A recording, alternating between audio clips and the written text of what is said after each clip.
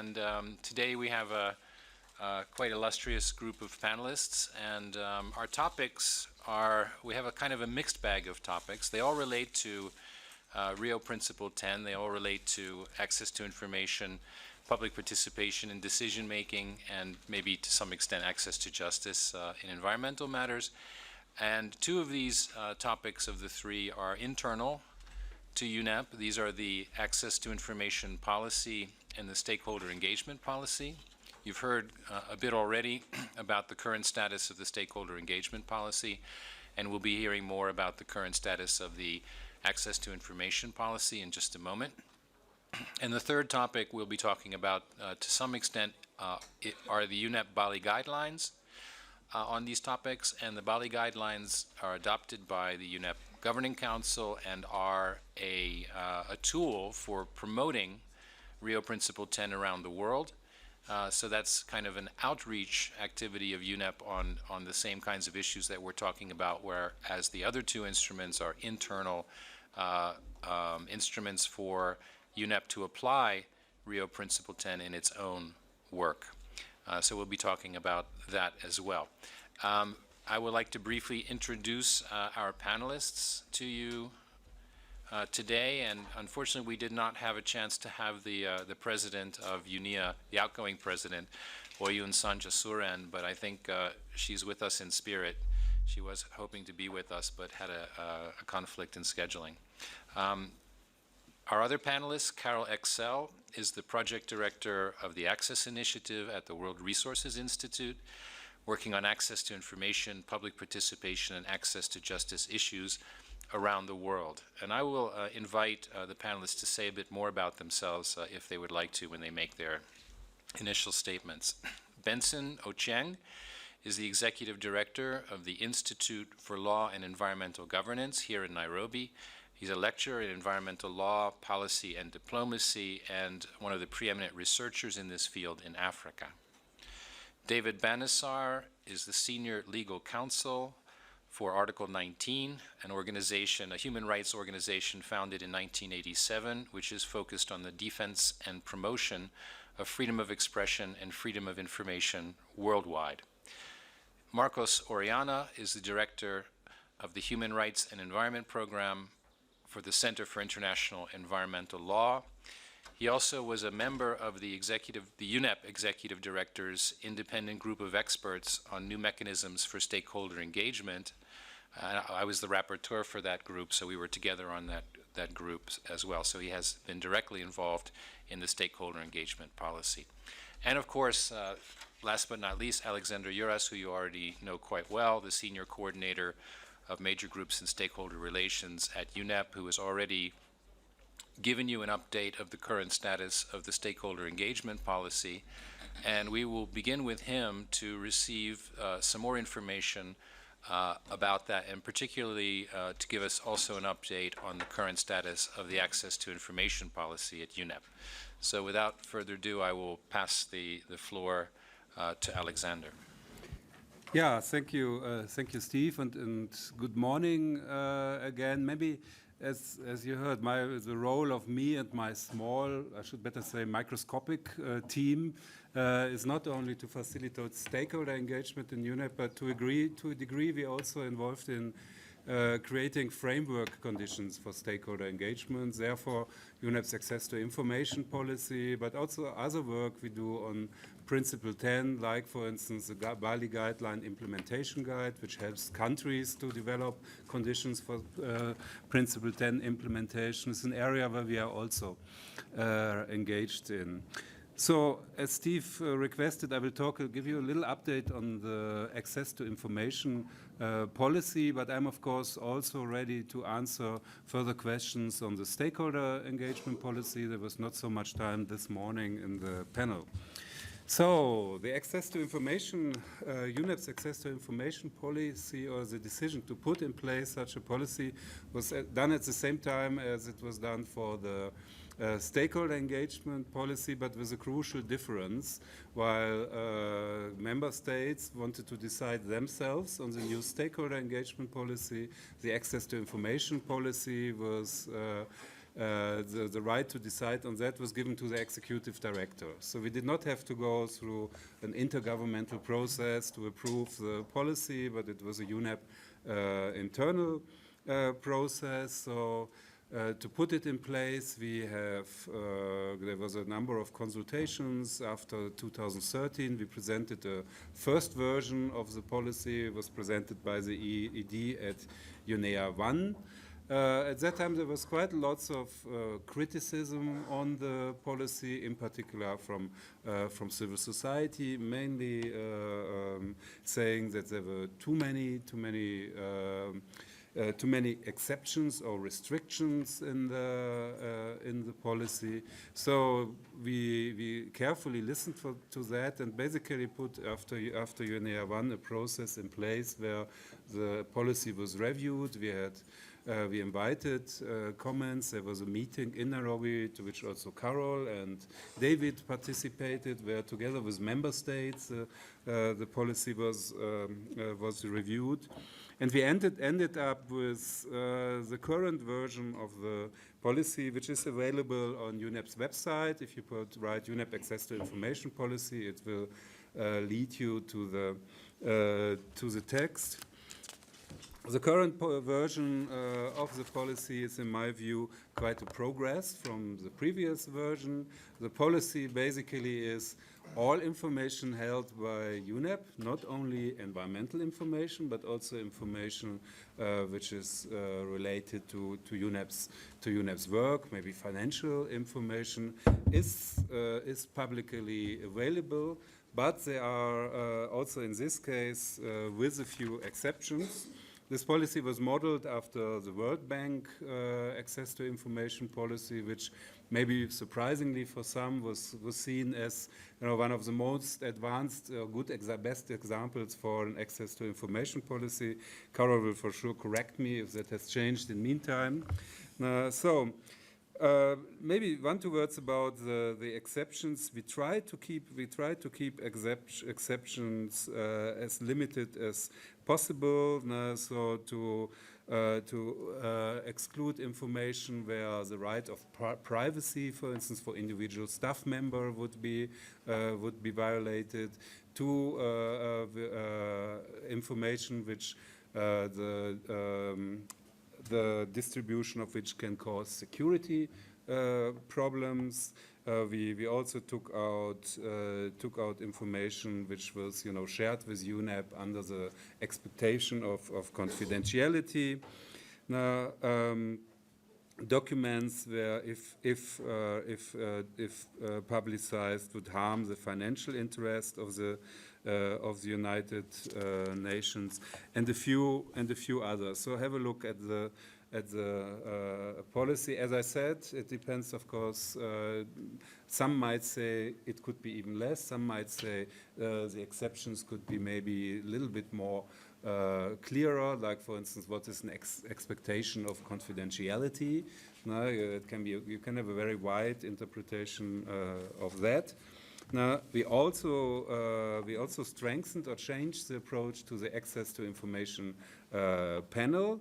Now, this panel is in charge for appeals. So if you have an information request and UNEP says, no, you can't have that, you can go to that panel and the panel will review. You can appeal. In that panel, there are 2 UNEP staff members and 1 external staff member. The external staff member has been identified after requesting major groups, civil society organizations, to do nominations. We haven't yet announced that, and I shouldn't do it because it should be announced by the ED, but I can tell you the external staff member is in the room. Actually, it's sitting quite close to me, I have to say. No? But still, it has to be announced. No? One last word, because Steve told me I shouldn't talk too much to have more time for discussion. We also looked, okay, what do people do with the access to information policy? And so I looked a couple of weeks ago. I checked, okay, did we have requests? No? And actually we didn't. No? So there were 2 requests from a UN sister organization, I think from UNICEF, asking for actually asking how did you develop your access to information policy, but that was all. So that can mean many things. It can mean that our active information, our mechanisms for active information distribution, websites, etc., or going directly to colleagues and you get your answer might work very well. It can also mean that there's not so much interest in UNEP's information, but it can also mean that the policy is not yet known, that many don't understand that you can go directly to UNEP under a policy and have a certain right to get certain information. Still, I would say it's a little bit disappointing because really what we have received since the last UNEA, it was close to nothing. And even many of these information requests, which were since then, they were more like test cases by the Access Initiative to see does it work, then request for information. So my plea on you would be, of course, not only look on the process, but also use it. No? I mean, the point is, of course, to create transparency and give you opportunities to know what's going on. I stop here, Steve. Thank you. And indeed, I did ask our presenters to make their initial statements short so that we could save more time for discussion. I had also thought that I might ask for a show of hands to see how many people were aware of the information policy or had attempted to use it. But then after hearing from Alexander about what has happened so far, I think we can go right to the conclusion that people are really generally not aware that this exists, and that it's a great mechanism if they wanted to take advantage of it to get information from UNEP. But at the moment, it's still very new, and people are still getting used to the idea that it is out there. Let me now move to Carol, Excel. And Carol, maybe you would elaborate a bit on some of the things. Alex has already invoked your name, so perhaps you have a few things to say about that. Thanks, everyone, and thank you for attending this meeting. It's my pleasure to be here. I should put this on. Maybe you can hear me better. Yes. So my name is Carol Excel. I'm a project director at the World Resources Institute for the Access Initiative, which is a civil society network that works on implementation of Principle 10 of the Rio Declaration, focusing on a right to know that says that everyone should have a right to know about decision makings about the environment, have a right to participate in those decisions early and in time so they can do effectively, and also have a right of access to justice. So as a network, our partners work around the world to implement that principle both at the national, regional, and international level. Because of that mandate, we were very much involved with promotion of trying to get a very progressive UNEP access to information policy, and we actually made multiple submissions from our network to try and improve it.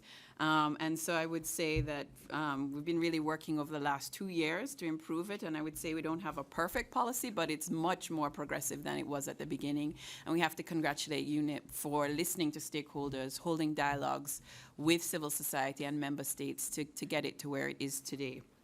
I have to say that really clearly the policy says, and it says it up front, that it recognizes the critical importance to disseminate and make accessible the information concerning its work or information generated through its programs, in particular in relation to environmental information, as widely as possible. And that's a really important statement. If many of you are involved in other conventions, including the Paris Agreement that was just signed, you can recognize the importance of transparency in that agreement itself. So more and more in international agreements, we're seeing the recognition of how important it is to be able to hold member states accountable to the commitments that they've made, but also in this case, UNEP has agreed in a sense to allow stakeholders now to have a never-before view of understanding of how they create their policies, their programs, and of course also their spending, because this policy allows you access to information in general, and something that's very key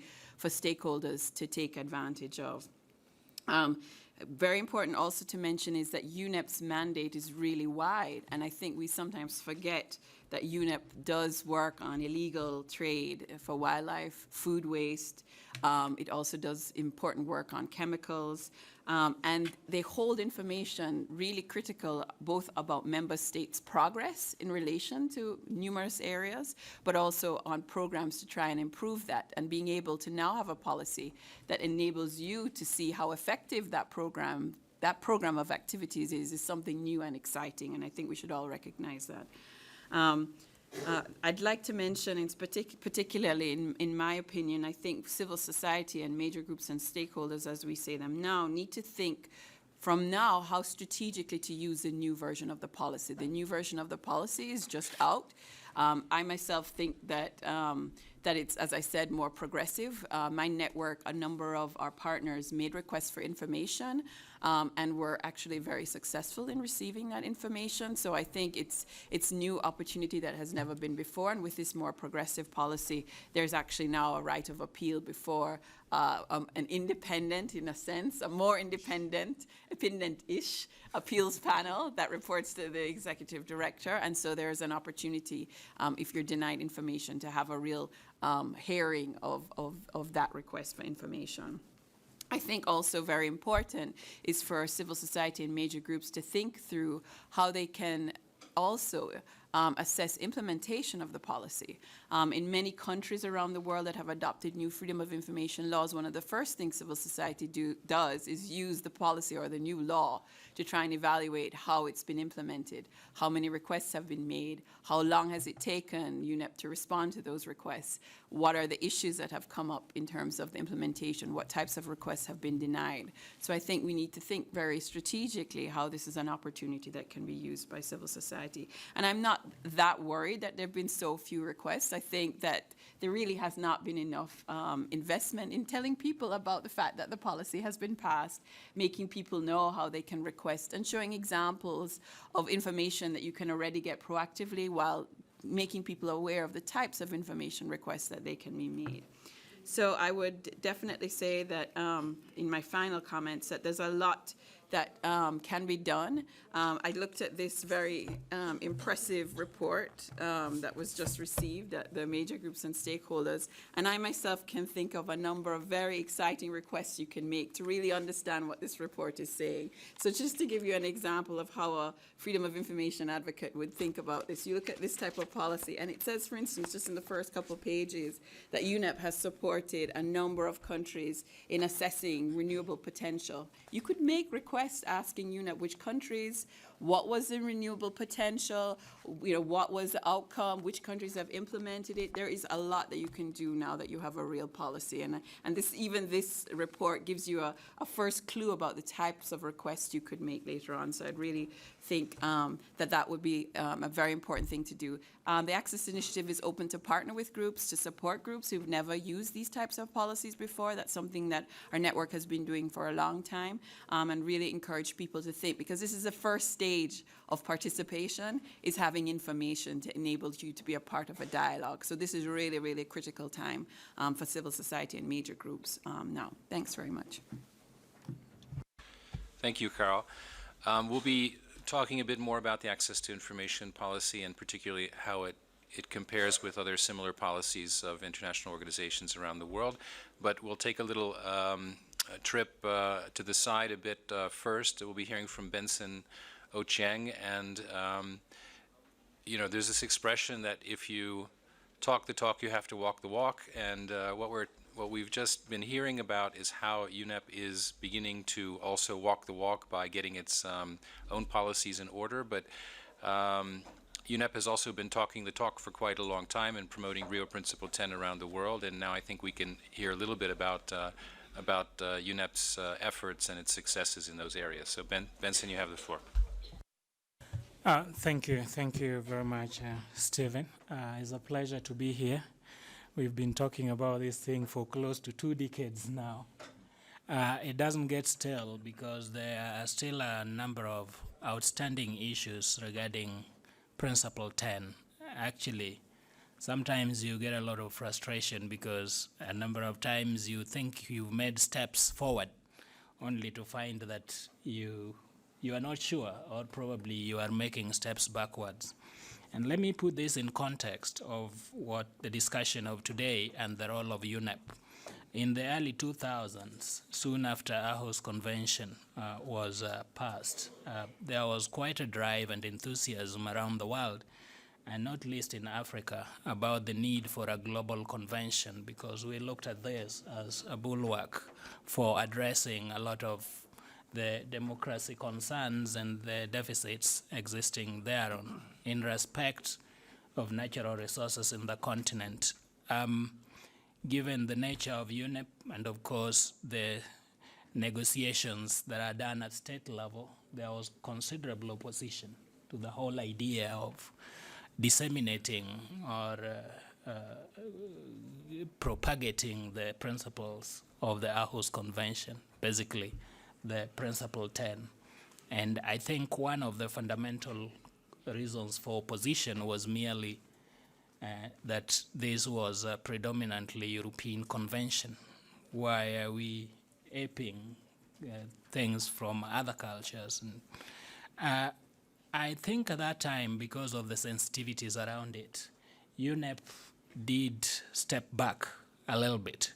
And that brings me to the first paradox that I would ask in the context of this discussion. Given the new view of UNEP, or authority, if you like, from the Rio Plus 20 document, does that Rio outcome document provide UNEP a better platform to face up to its members and states to push forward some of these issues than it used to be? We should ask this in the context of the reforms around Principle 10, UNEP's access to information policy and stakeholder engagement. The meaning of the new organization as articulated in paragraph 88, in the context of the reforms that we are talking about, what does that mean for us as civil society?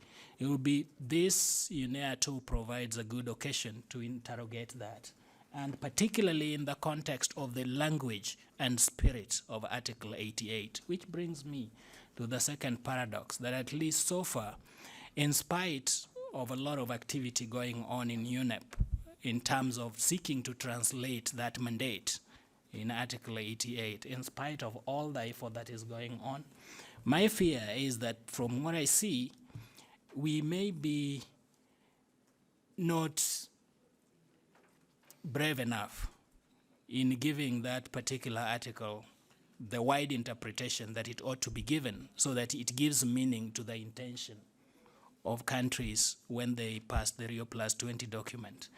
And as they normally say, power is never given, it is taken. In Spanish, which is my mother tongue, they say, "Telicao, telocomingato." So basically, I think it behoves civil society. Anyway, that wasn't Spanish.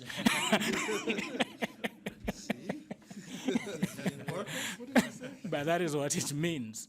It is basically, aside from the joke, I think it is time to tell UNEP and to give the necessary support to UNEP to seize the opportunity and to realize the full strength of the mandate that was intended in the Rio Plus 20 document. Because for us, that is the entry point. And if we don't give the right support and we don't make the right noise, if in quotes, then it is going to be lost. And that brings me to the second issue. We've seen a lot that UNEP is trying to do in terms of propagating Principle 10 through the Bali guidelines. UNEP itself developing the stakeholder engagement policy, and of course the access to information policy, which of course I would have a question with if you interpret Article 88, was it just about UNEP's own internal information and stakeholder engagement in UNEP, or is it within the UN system? One would want to think that that mandate was wider. For whatever reason, that the focus has been more internal, we may open that to debate. But the second thing is, in the whole maze of UNEP trying to realize that mandate, the question that I keep asking is this. have seen a proliferation of legislation and policies, particularly around Africa. I can speak more authoritatively about that. In a recent assessment that I did, in virtually all the African countries, there is specific legislation on environment. Virtually all of them speak to the issue of access to information and public participation. And virtually all the recent constitutions in the continent say the same thing. But we are seeing less and less rule of law in the continent, and particularly in relation to environmental matters, and less constitutionalism. So we may pride ourselves in, okay, we have the Bali guidelines, countries will now have opportunity to put in place legislation, and more legislation, and of course, when Caro does the assessment with the Environment Democracy Index, you see it pinned there. Countries are doing very well, and the graphs are doing very well in terms of legislation and in terms of constitutionalizing some of these principles. But we are seeing less and less rule of law and less constitutionalism in the continent. The question that we must ask, are we heading forward or moving backwards, and what must we do? And lastly, which I also think is a paradox that we as stakeholders should take very seriously, is this. We have seen considerable development taking place in the continent. Actually, projections, economic projections, saying, oh, this is the part of the world that is seeing exponential economic growth.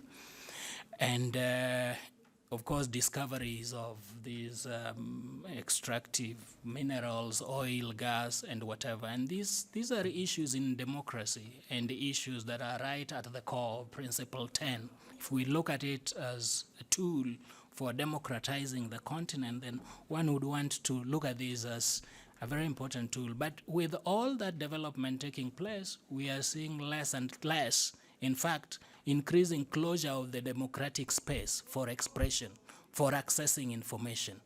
So that while at UNEP we are very busy putting in place policies to access information internally, out there within the UN system and in the countries and regions of the world, we are seeing less and less space for accessing information and for expression of concerns, particularly in the face of ongoing developments. In fact, we are seeing a lot of autocracy in these countries where recently in Uganda, let me mention countries, I don't represent a state.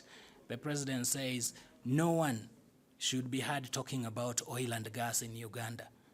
That is top secret. And it is not unique to Uganda. We've seen it across the continent. So the question that one must ask, is there something that can be done in the context of Rio Plus 20 document, in the context of the reforms being done pursuant to Article 88, something that UNEP as that body that has been mandated to bring about this change, something that we can support UNEP to do so that we change attitudes and bail the cat. Thank you.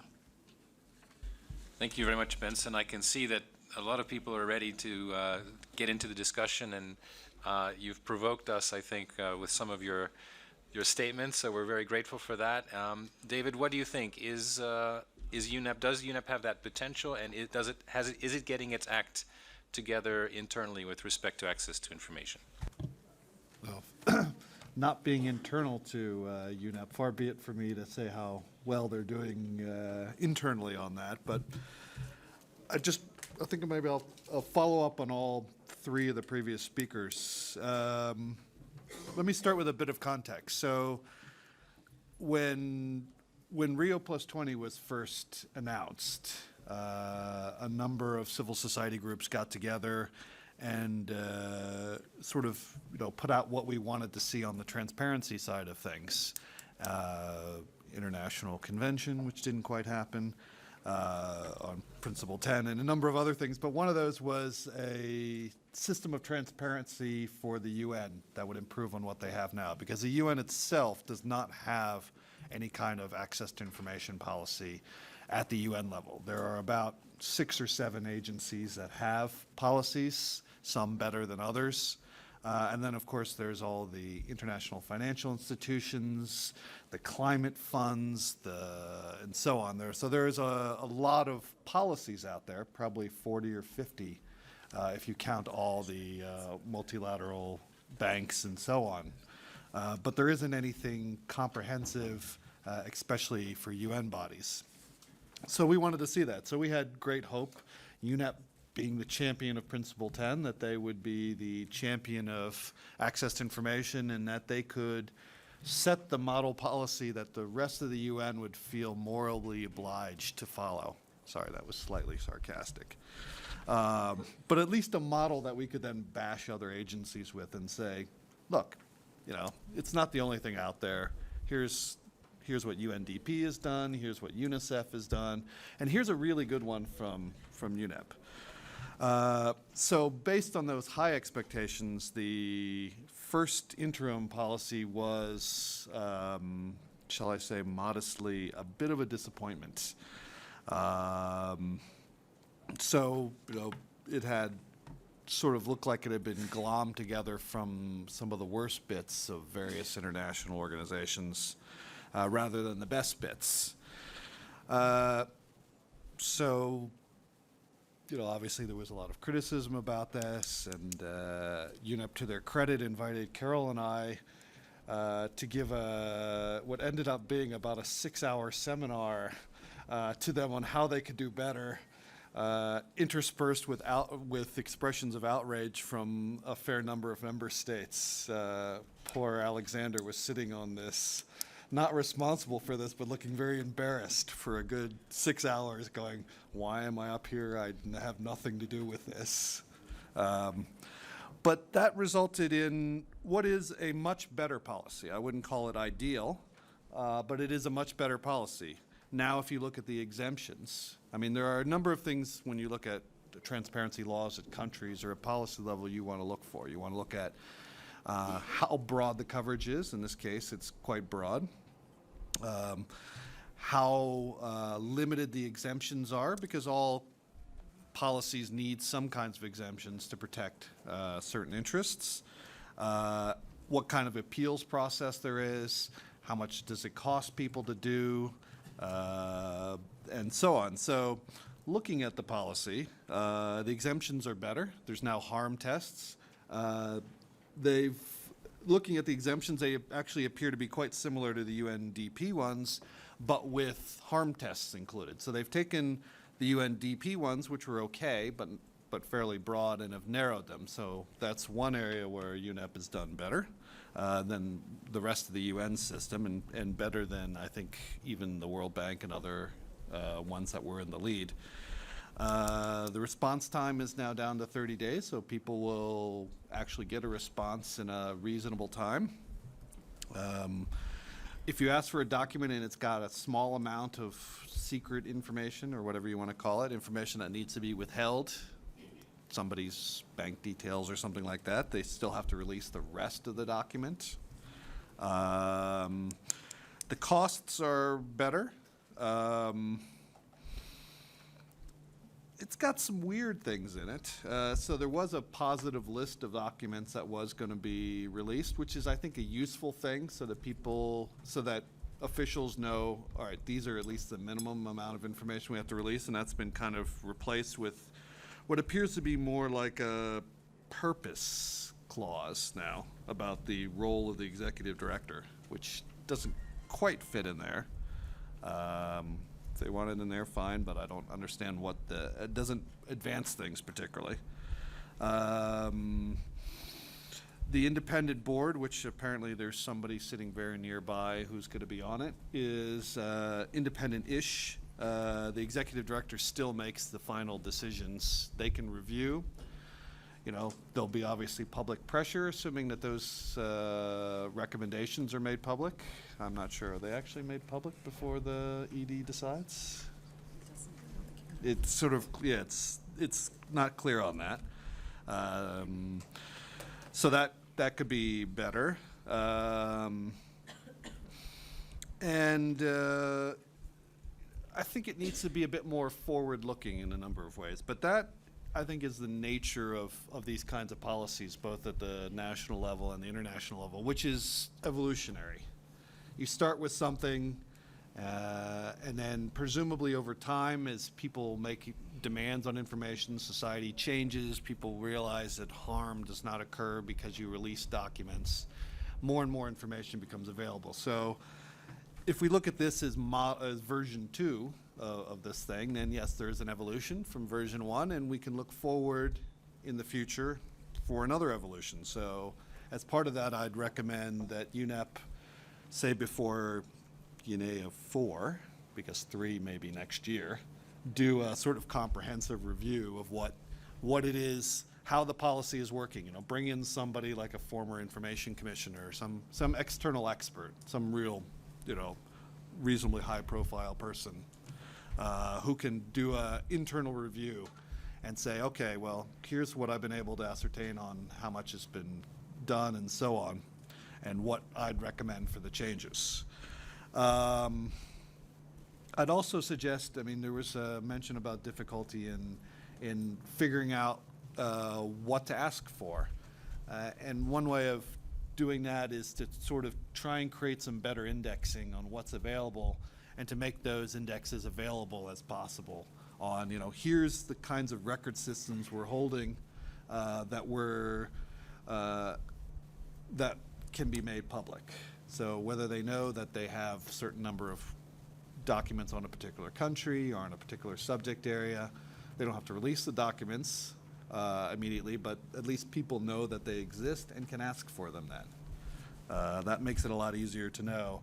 And you link that into what is already there. So if you look at the Council of the European Union, which is a fairly small body, but probably equivalent really to UNEP in sort of its size and scope, they affirmatively publish automatically almost all internal documents because they're more a decision-making body than anything else.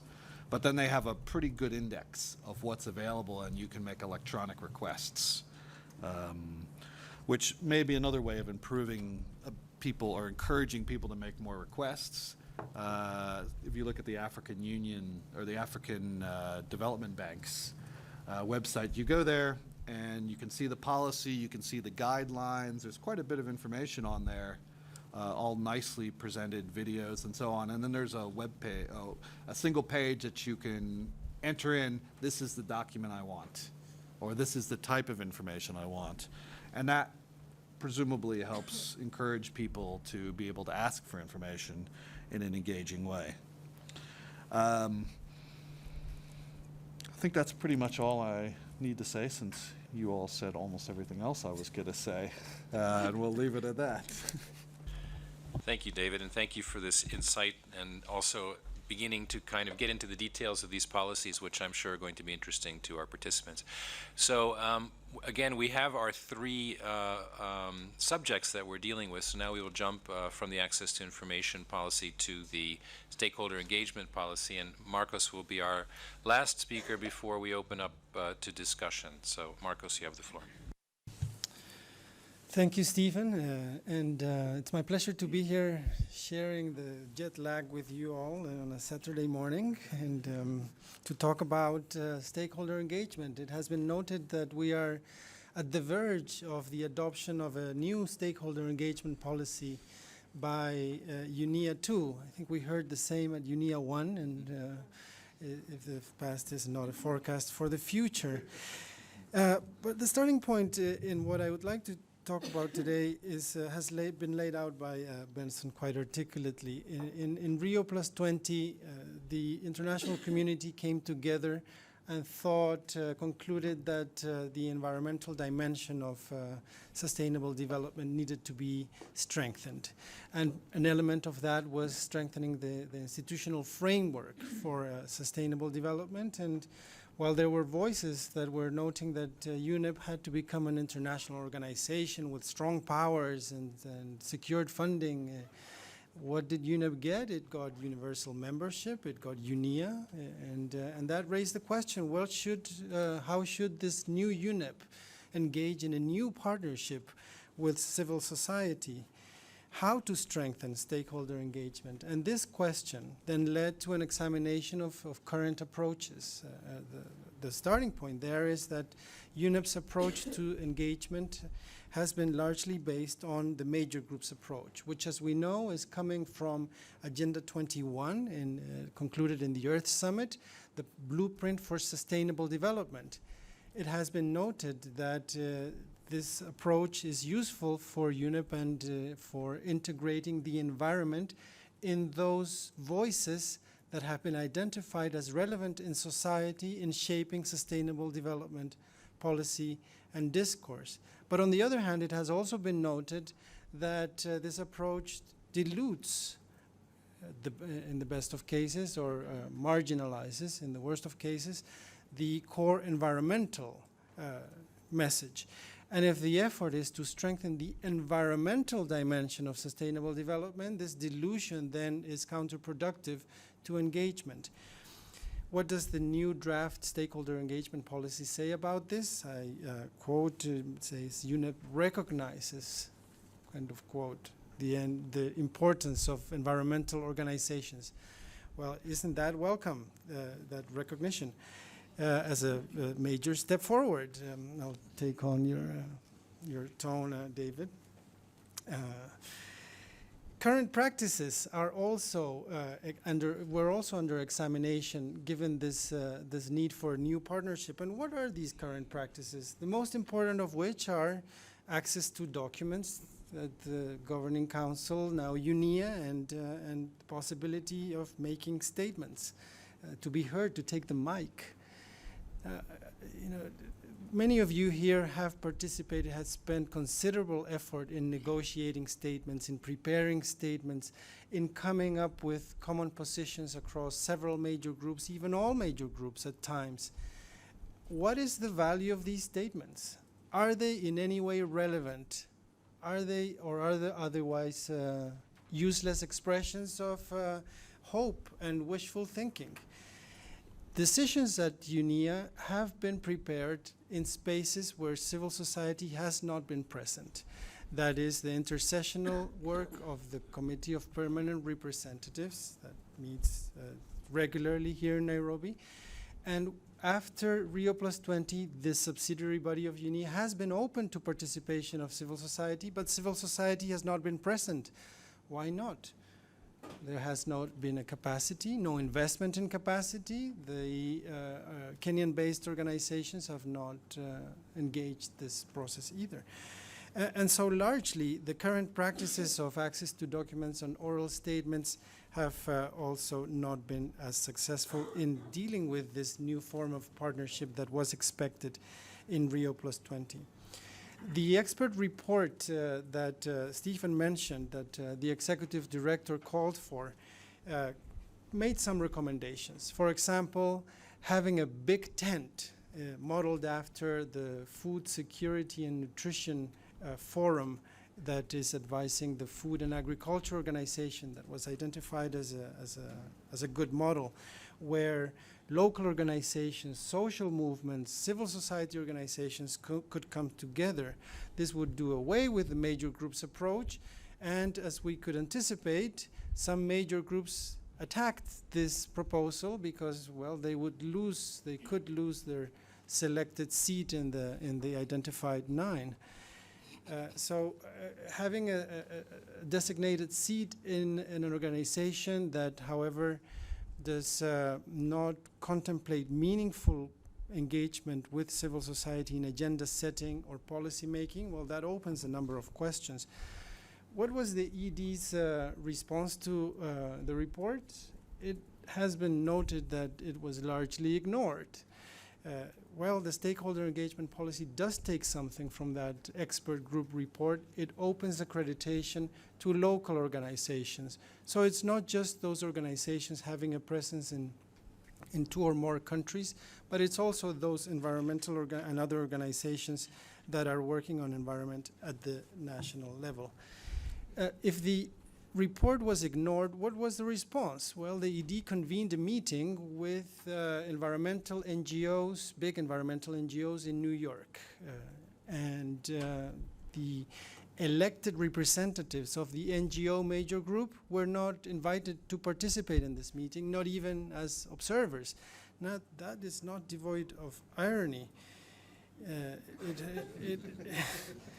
It has been noted that this meeting is a reflection of some elitist approach to environmental policy making. It has been heavily criticized. But the meeting again put on the table the question of how to reform the system so that stakeholder engagement can be meaningful. And a couple answers have been given to this question. One answer given by UNEP is organizing an innovation expo where corporations are given privileged access to UNEA. Several people, again, observers, have criticized this approach as another form of corporate capture, as is happening elsewhere in the United Nations system. Another answer that has been given is this notion of partnerships. Partnerships bring in the question of accountability of governments for delivering on their international commitments, accountability of business entities for complying with the law, with national law, accountability of NGOs and other civil society actors to the processes. The question of partnerships is promising, but is UNEP really prepared to embrace a new partnership along those lines? Are UNEP member states ready to embrace the values of democracy at the international level?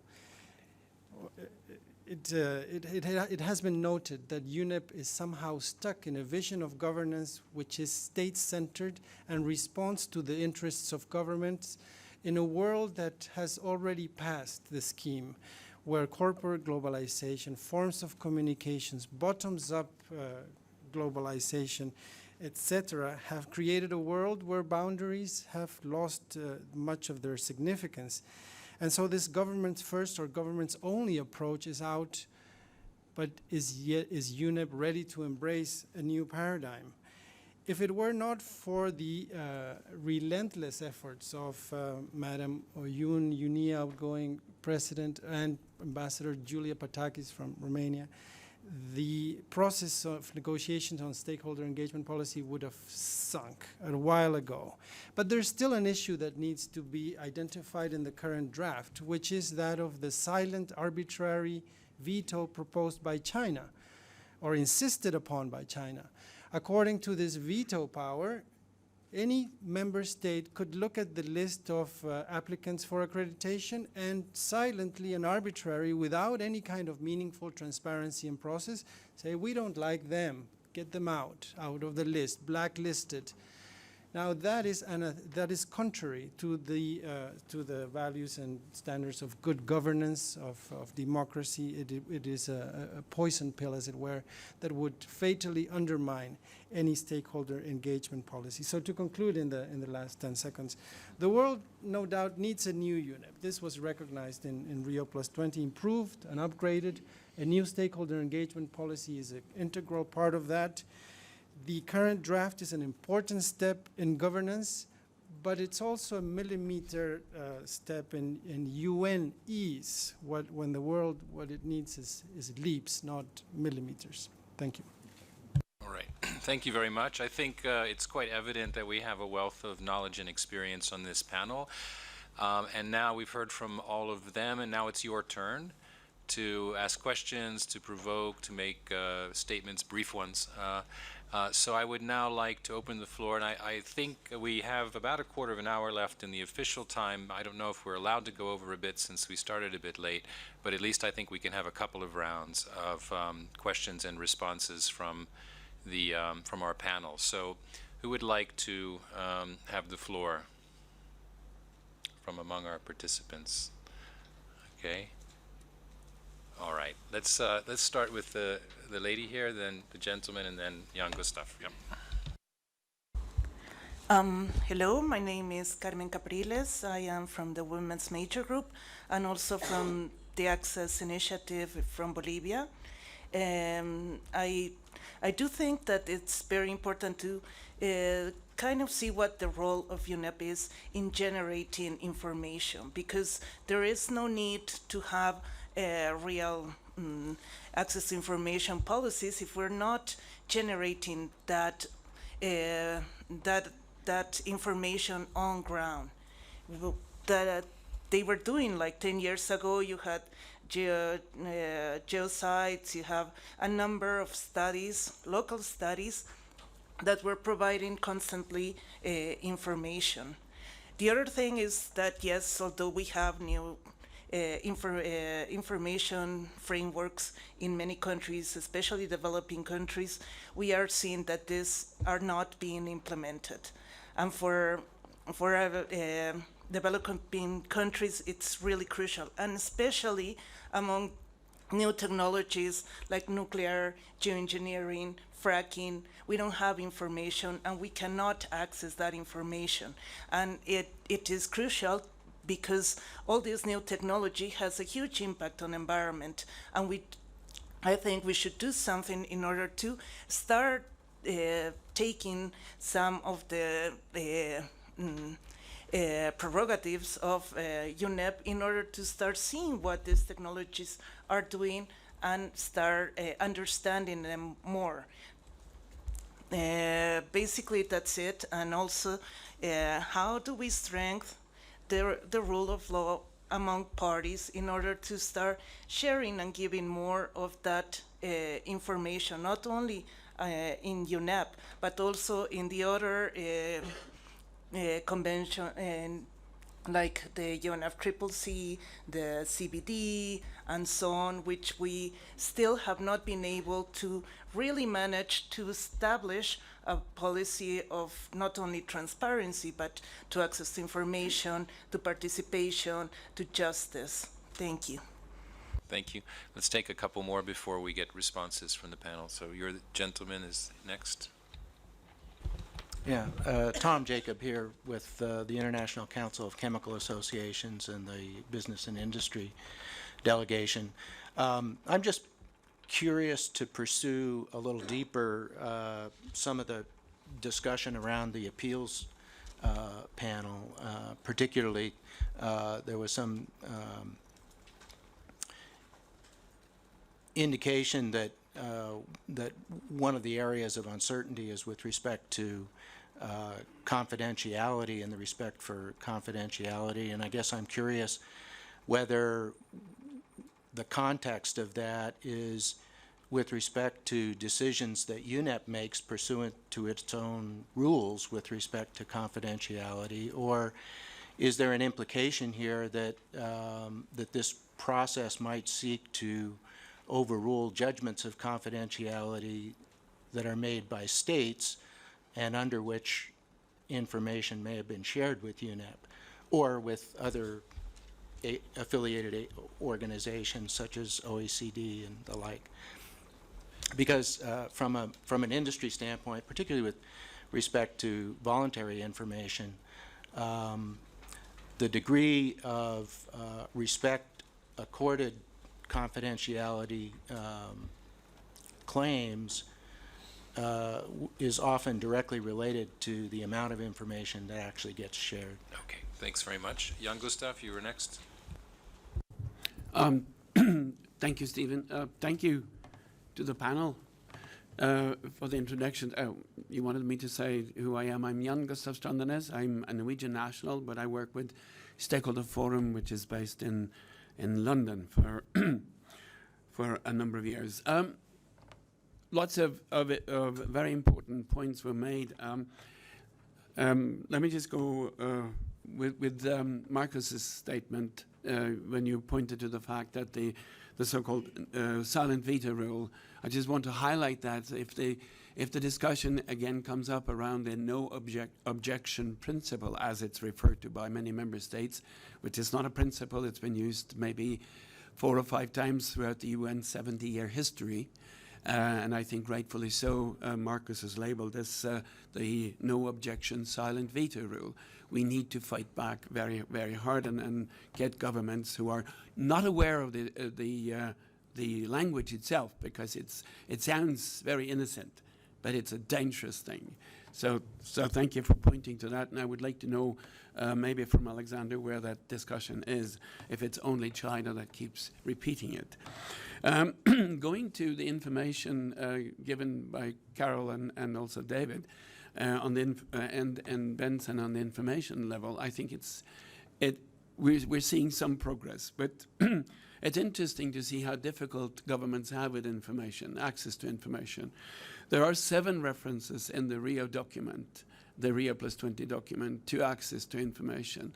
And they're all very crucial references. And it's interesting also to remember that 109 state leaders signed on to the document, and all the other countries represented by very high-level people had no objection to it.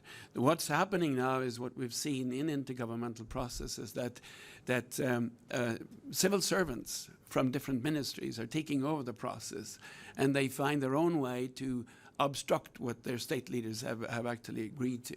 So I think when we refer to the Rio document, also we need to refer to the official policy basis upon where this was made. And I don't think we should tire in referring to that document.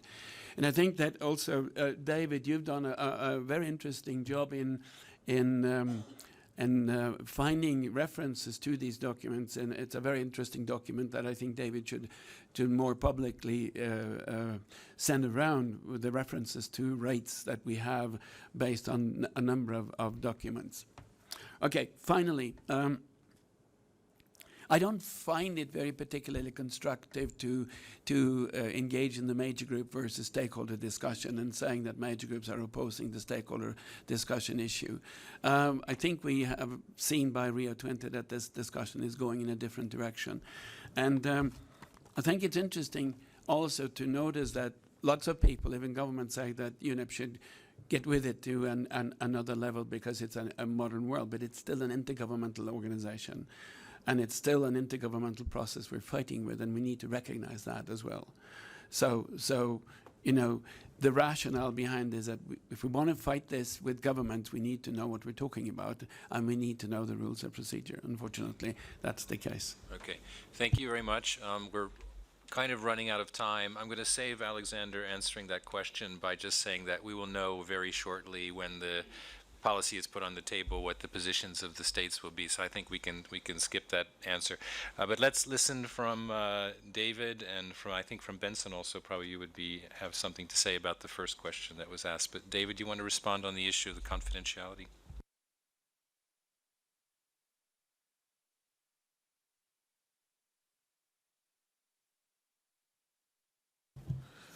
Well, I mean, if you look at the policy, it's got a fairly strong protection of confidentiality if it's been expressly stated to it.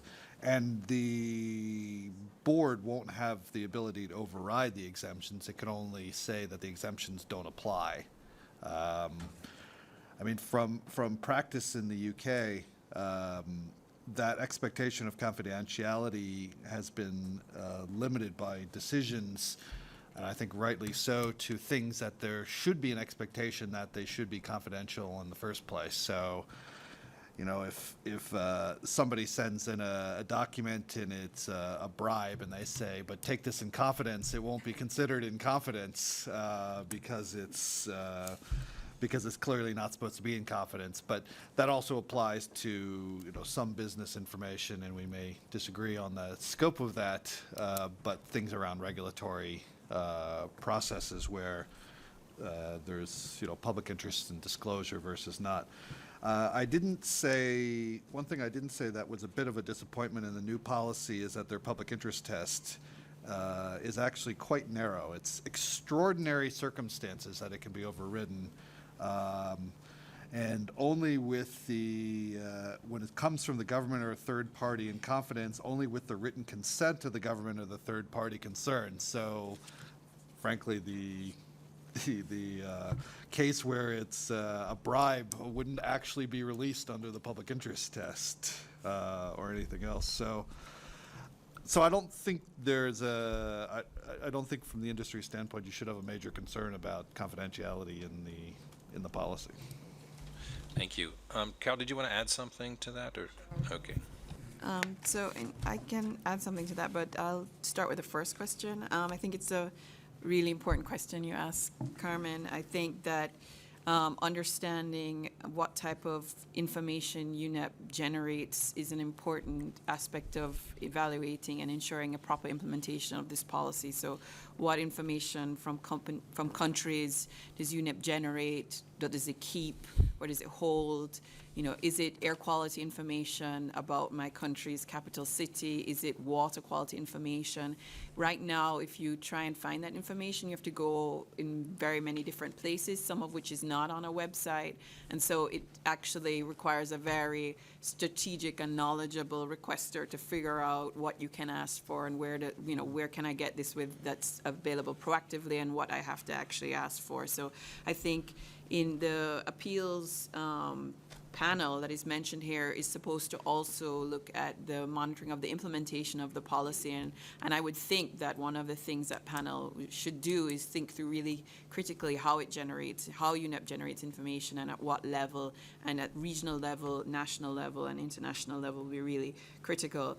Also, I really take your point. I think it makes a lot of sense. There's something UNEP really concentrates on and has very detailed information, and other things that if you put fracking on the UNEP website, you might not be able to find any information about this. And hearing from stakeholders what information do they want UNEP to generate is something that UNEP itself tried to do a survey on.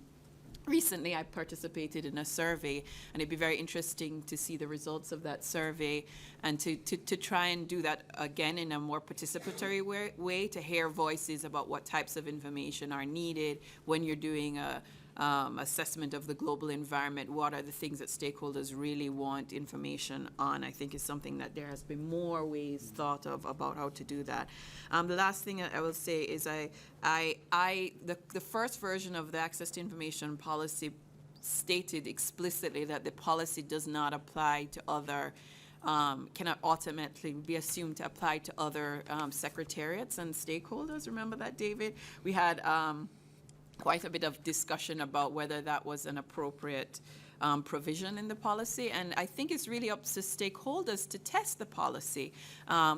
When we started with our members talking about how we could test this policy, we talked about national level information and information UNEP holds that is based on secretariats. People can test it and ask for information and see if UNEP holds that information about UNFCCC or Biodiversity Secretariat. And I would really think this is an opportunity to understand how you can push the limits of the policy and what it's applicable to. So I would not discourage people. I would encourage groups to try and use this, because really we would not want for the next UNEA to have a statement that no one has used it, it's not a framework for engagement, it doesn't allow more participation in really understanding some of these issues that are being raised, and in coming up with resolutions it doesn't address anything very relevant to what we are dealing with. So I would just add that quickly. And then lastly, I would just talk about I thought that Benson's comments were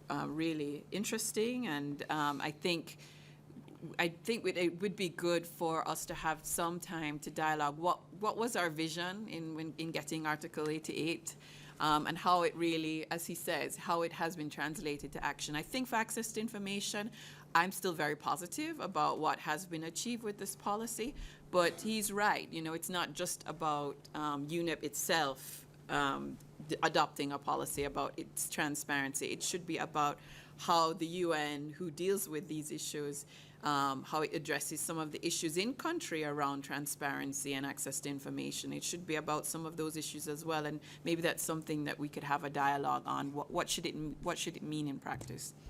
Okay, thank you, Carol.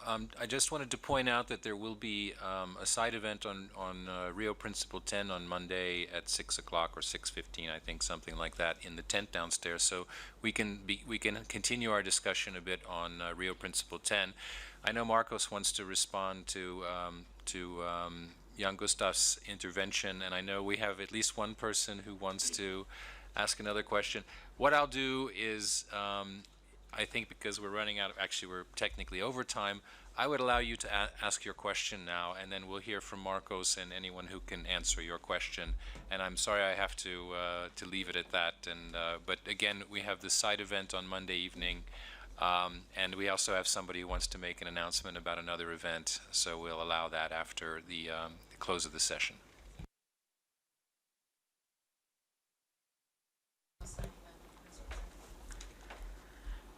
Mine is not a question. I just want to stress what Marco said and also what Jan Gustav stressed about the veto power China has been pushing since the beginning of the negotiation of the engagement policy. I would say it changes entirely the nature of the policy, and therefore I think that should be in the center of our efforts here. So that's all. I just think it's very important. Okay, thank you for emphasizing that. And Marcos, you have the privilege of having the last word before I close. Well, thank you, Stephen. It's very quickly because of the sake of time, but Jan Gustav talks and touches upon a point that's at the heart of the discussion on the stakeholder engagement policy, which is the intergovernmental character of the organization. Preserving this character for UNEP has been understood by some as having a behind closed door policy to environmental decision making. For others, however, it is about integrating the values of Rio Principle 10 at the international level, owing to the emergence of global public interests and global civil society. So there's no question that in an intergovernmental organization, decisions are taken by states. The question is really how to structure meaningful public participation. All right, well, thank you so much, and I do apologize for not having a bit more time, but there is another event, so I don't want to keep people here and run into that event.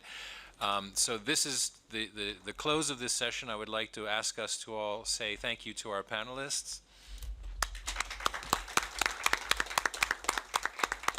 And thank you also for some very interesting discussion. So now we've finished this session, and I know that that Michael Stanley Jones would like to announce another event which is taking place later today, I think. Yep. Thank you, Stephen. And I hope in 2 years' time we can be discussing how the access